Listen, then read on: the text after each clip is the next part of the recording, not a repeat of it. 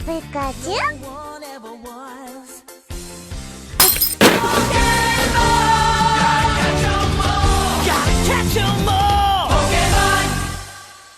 Happy Christmas, everyone! Well, it should be Christmas Day. If you are watching this and it's Christmas Eve, stop watching right now. Oh, only joking. Look, I need everyone to keep watching, otherwise the YouTube algorithm will take a dive. So for the love of Bidoof, keep watching.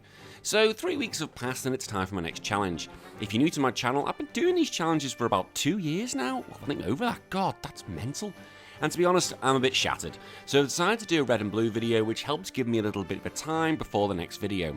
Now the good thing is, this video helps set up my new challenges, which will be coming in the new year. In fact, I've got a lot planned for 2022, so don't worry, I'm not going anywhere. But please make sure you hit the like button, as it really does help. And click the subscribe button and notification bell to find out when my next video comes out.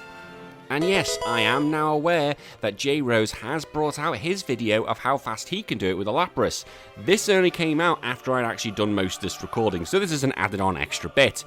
What I'd like everyone to do in the comments is say whether you think he's going to win or whether I'm going to win. And after you've watched it, let him know whether he won or I won. Let's all be good, it's all good fun in the end, and all the YouTubers get on with each other. But let me just give you a regular drop bear warning and then we'll get into it. So 2021 has not been a fun year for us Australians, what with the risk of drop bears coming from all directions and a virus keeping me inside, which meant I've had to spend time with my own wife. With these rubbish times, what better way to keep yourself entertained than collecting Pokemon cards? And the best place to get them is from stingers.com.au. Stingers have the most up-to-date box sets in stock and at good prices. They do live booster pack openings, booster pack battles for you adrenaline junkies, and frequent duck races. They also have a Facebook page where the group often show their polls, expecting everybody's praise, when in reality we all want to find out where they live and sneak in the middle of the night. Stingers is a local business to me and I really want to see it succeed. And you'll find the website and the Facebook group links below. And remember, drop bears don't fear Pokemon cards. Now, for this challenge, I'm going to do a how quick can I do this in this video. I looked at all the Pokemon available, and having now done this a few times for other Pokemon, I've got a good little routine in place. I thought, with it being Christmas Day, I thought I should pick an ice Pokemon. Now I've done Mrs. Popo, so I went to Lapras. Lapras was everyone's favourite HM monster back in the day, and finally in Gen 7 it's become competitively viable. Lapras has pretty decent stats, and can learn a pretty good set of moves. To begin with, it only learns Water Gun and Growl, and that's it. For now. But this is all I need. Well, for Brock... Oh, hang on, whoa, go back. I called my rival Rose J. Now, if anyone thinks this is based off another YouTuber, then I'll tell you, you're lying and it's highly coincidental. Now, back to Brock. As I was saying, this is going to be a piece of cake. The Geodude is able to survive one hit but goes down in the second. Although the Onix wants to try Bide, that did nothing but seal its fate for a quick easy win. I couldn't even flesh this out even more if I tried. As we head off to Cerulean City, it's probably a good time to talk about Lapras. It unfortunately finds itself in the lowest level up group, which means it's going into the next few battles at a lower level than some of its peers. In fact, the best example of this is coming up against Misty and Rose J. This is because by the time I arrive, I'm only level 13, and I'm still only armed with Water Gun and Growl. Now, as you can see in my battle against Pidgeotto, I'm getting destroyed, and there are still 2 more Pokemon that could kill me. This happens to be the case as Rattata is able to pick me off with 1 Hyper Fang. I have to think of my options available to me, and I can only think of one, which is Bide. It lets me soak up the damage from my opponent and then throw it back for double the damage. However, even though I fight Misty at level 14, that's due to the training I fight before, the Staryu can still do a whole lot of damage to me, but this means I'm easy picking for the Starmie. Now I could grind to get my levels up, but that's going to take loads of time, but after a few tries I concede. Look, I need to do something. I go face Rose J with the intention of getting wiped out, as in my mind that's the best way to get experience. By the time I've beaten the Pidgeotto, Abra and that Goldeen, I'm now level 15. I can also use the rare candy I found at Mount Moon to take me to level 16. At level 16, I'm in a much stronger position, and not only am I bulkier, but I have access to Sing to help put them to sleep. I face off against Staryu and use Bide, and take it out with only having 41 HP left. Using Bide again, I do a great deal of damage to the Starmie, and whilst Misty uses an X Defend, I use Sing to put it to sleep. And with it now being asleep, I can safely use Water Gun to finish it off. Winning this match gives me access to Bubble Beam, which is a really good move at this stage of the game. I go after Rose J again, the Pidgeotto doesn't like getting the beam to the face, and it nearly does half.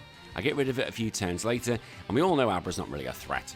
I face Rattata and wipe it out on 1 Bubble Beam, thankfully. Against the Bulbasaur, look, I know it's not much of a threat at the moment, so I just keep using Bubble Beam and it eventually fell. I go do everything else in between, picking up the insane Body Slam, which Lapras is going to appreciate very much. I should also add, I'm playing this at 150% speed because 100% is horrible. And this is going to affect the time. In fact, there are loads of things that are going to affect the time in this run, like not using dig correctly, not turning off animations, not getting every step you have to do absolutely perfect. As I said, I'm not a speedrunner, so this is not going to be the perfect time, and whatever I post, I know and I hope it's going to be beaten. I go fight Rose J again, now armed with Body Slam. The Pidgeotto is now behind me in levels and goes down with one critical Bubble Beam. In similar form, the Raticate almost goes down in one without doing much back to me before falling. The Kadabra is as weak as piss and goes down with one slam. Finally is Ivysaur, and Body Slam does over half, so one more is enough to do the trick. The question is, will this new power be enough for Lieutenant Surge? Well, I mean, I've had to fight him now because I need access to fly. I've always loved this. Does the Pokemon need to see the badge before it goes, yeah, okay, I'll use the move now? Like, how does a badge impact on the biology of a Pokemon? My Pokemon? Sorry, Pidgey, you can't use Fly how nature intended until your trainer gets a badge which grants you access to your own body's primal instincts. I know I've got a bit off topic here, but come on, surely we must have all thought the same. Yeah, going back to it, Surge. Lapras uses a Body Slam on Voltorb, and it takes 2 to get rid of it. The Pikachu wants to paralyze me before going down in 1.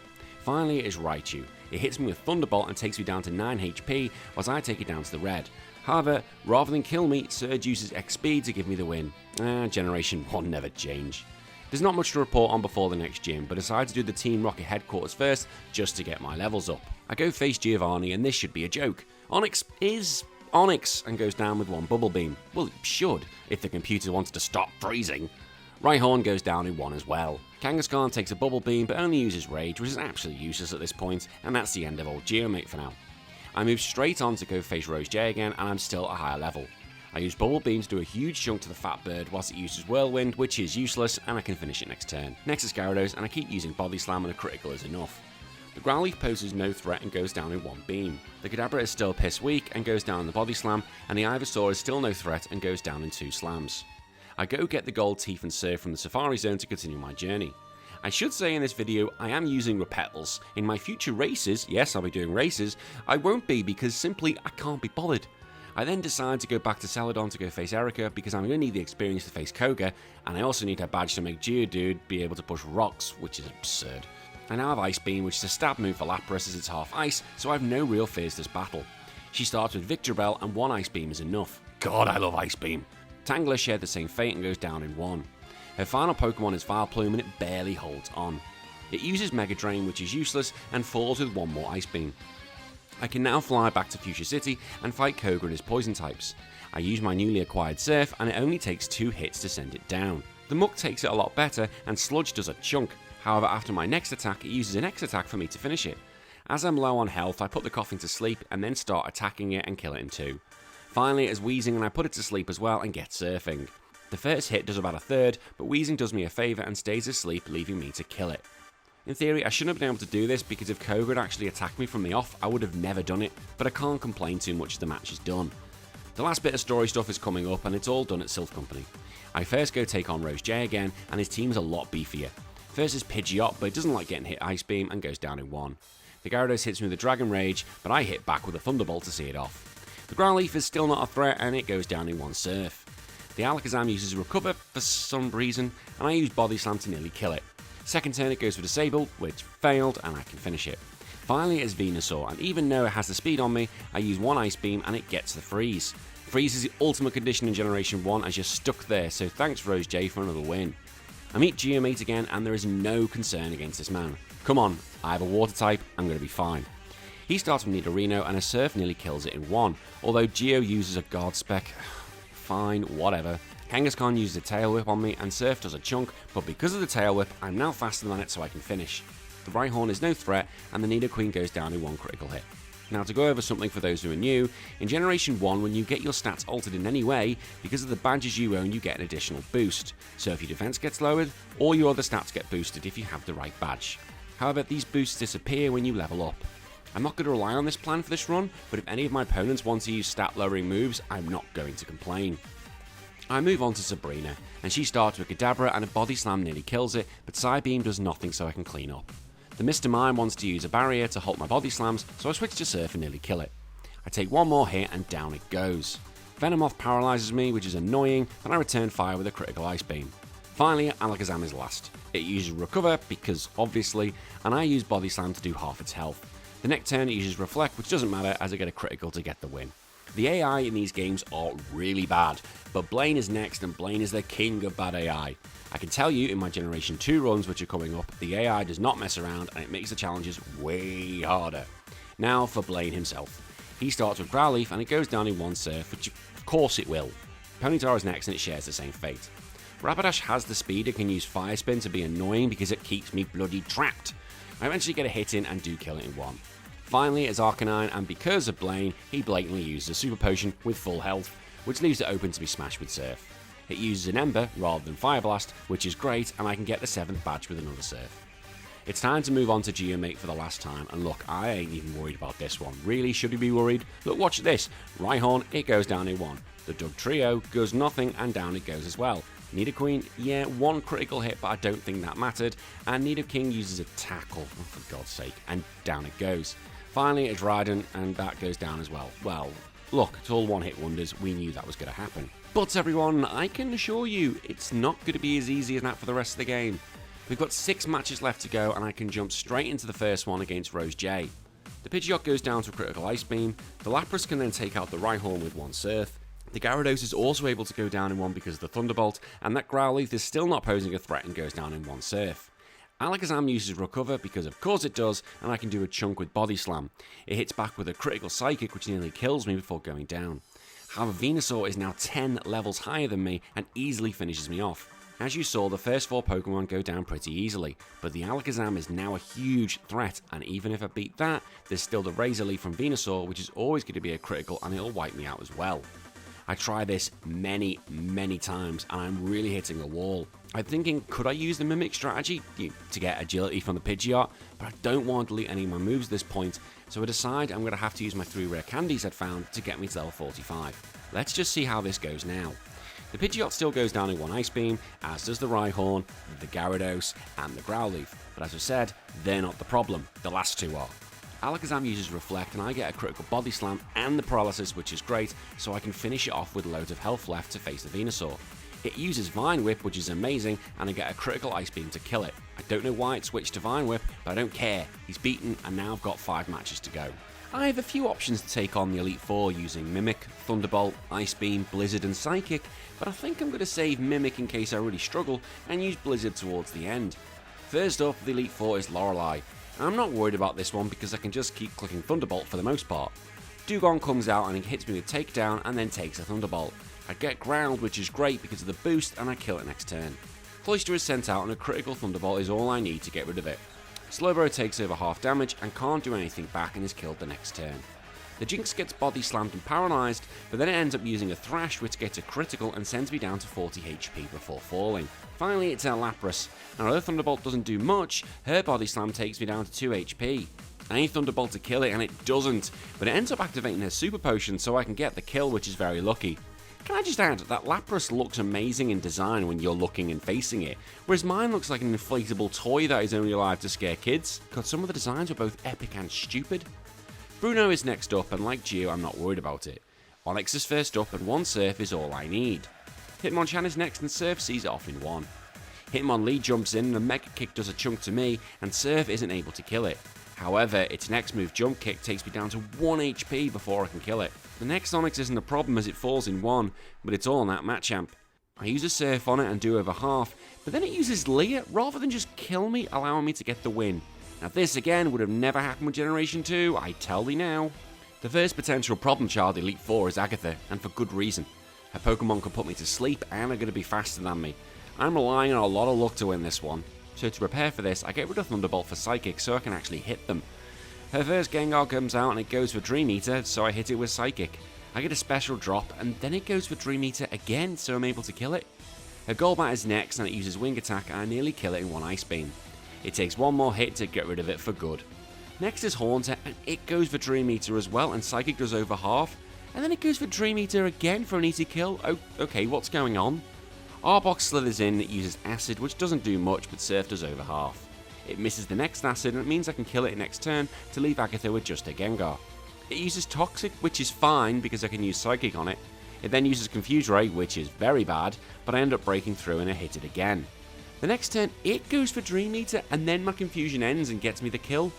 5 Dream Eaters and no Hypnosis. I think Lord Bidoof was watching me for that one, but either way, it's done and I've just got 2 more to go. Lance, aka Count Dracula, is the final member of the Elite Four, and he's not going to be very happy to see my Lapras. He starts with Gyarados and uses a Leer, which is great for me, and I use an Ice Beam to get the freeze. With that done, I can Body Slam it to death with no problem at all. I use an Ice Beam on the first Dragonair and get a critical hit to kill it. The second one comes out and dies in one Ice Beam as well. Next is Aerodactyl and uses a Takedown, which hits me with a critical to take me down to half health, but I can finish it in 1. Finally is Dragonite, which uses Barrier for some reason. It's absolutely useless and I can kill it in 1. We're now at the last trainer for the challenge. Our rival, Rose J, is the final hurdle. I heal up and bring in Blizzard to replace Ice Beam just for that extra power and freeze chances. I also decide to erase Psychic for Mimic for my great plan. The Pidgeot is first, and as always it uses Whirlwind, which is rubbish, and Blizzard kills it. Next is Alakazam, and it's great that it comes in now. It uses Recover, and I use Mimic to steal its Recover. I get hit with a critical Psychic, which does loads, but I'm able to paralyze it with Body Slam. We both start healing up with Recover, but I'm now in a really good place. I do get hit hard, but I do get the paralysis, and I'm able to finish it. Next is Raiden, so I recover whilst it uses Horn Drill, which doesn't work on Pokemon that has a higher speed than it. I recover again while it uses Fury Attack, which is rubbish. I decide to use Surf to get rid of it that turn. Next is Gyarados and it hits me with Dragon Rage and I hit it with Blizzard. We end up trading hits again that uses Hyper Beam to take me right down health-wise. I have to recover when it rests, but the next turn it misses with a Leer, allowing me to recover to full. It goes for Hyper Beam once more and I can just kill it while it rests. The Arcanine comes out and uses Ember, which is rubbish, so I use that chance to heal.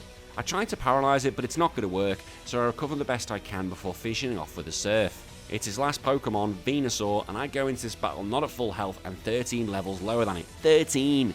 It then misses the Razor Leaf and I hit it with a Blizzard to do half health, but then the next turn it goes to charge a Solar Beam and I can hit it with one more Blizzard to get the kill. I could not believe it. I was desperately pressing the right arrow on my keyboard to get to that save screen. Yep, that's my A button. I keep pressing and there we go. 3 hours and 17 minutes. I'm actually really impressed. That thing is an absolute beast.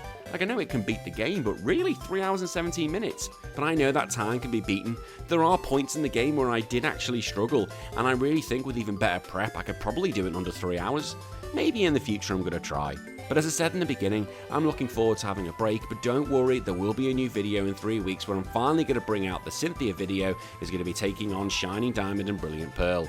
Yes, I'm that tired I can't even get the right combination. It's going to be Brilliant Diamond and Shining Pearl. I'm not that silly, I'm just exhausted.